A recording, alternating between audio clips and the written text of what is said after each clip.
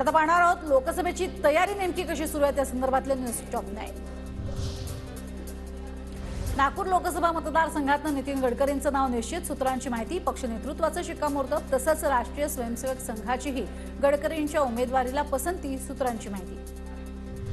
महायुतीकडनं कोल्हापुरात पुन्हा शिवसेनेच्या संजय मंडलिकांना उमेदवारीचे संकेत। काही दिवसांपूर्वी मंडलिकांनी शहांची घेतली होती भेट, उमेदवारीचा शब्द मिळाल्याचीही चर्चा। शिरूरच्या लोकप्रतिनिधींनी धरसोड भूमिका घेतली, अजित पवारांचा शिरूरचे खासदार अमोल कोल्हे यांच्यावर निशाणा।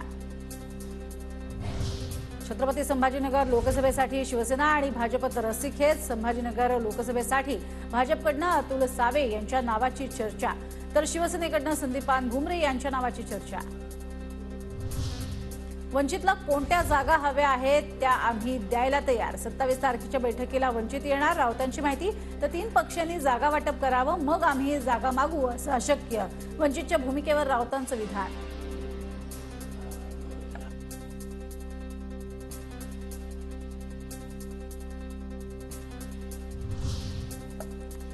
उद्धव ठाकरेंनी प्रकाश आंबेडकरांचा फोन 2 वेळा घेतला नाही, माझ्याकडे खात्रीलायक माहिती, भाजप आमदार नितेश राणेंचा दावा।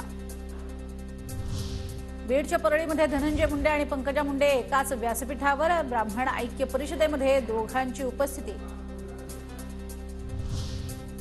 शिर्डी आणि सोलापूर लोकसभा मतदारसंघ आरपीआयला द्यावा, आरपीआयच्या रामदास आठवलेंची मागणी, यासाठी शहांना भेटलो, फडणवीस आणि शिंदेंचीही भेट घेणार असल्याची माहिती।